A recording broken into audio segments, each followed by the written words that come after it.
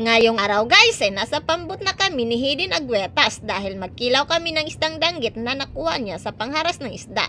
As you can see guys, ayan na ang kinilaw natin. Super jud kabuutan si Hidin oy, giatiman jud ko niya diri. Siya jud ang nagprepare sa among kilawunon. Buutan jud pero nganong gibiyaan pa man.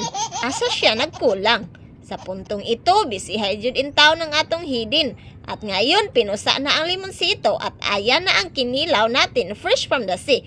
Kadalasan talaga isilupin ang lagyanan ng luto ng managatay natin. At isa rin itong gawain ko. Sa panahon karon, kulba na gyud kay bisan manginhasay, puros na food vlogger. Sa puntong ito, nagkain na ang mga vlogger kunuhay karon diris dagat. Lami gyud ikaon-kaon basta naa ka sa dagat. As you can see, sunset na at kailangan na naming umuwi. At hanggang dito nagtatapos ang video namin. Maraming salamat sa iyo Hidin Agüetas sa opportunity na maka-video sa iyo. I hope soon magsama pa ulit tayo sa mga vlog ko.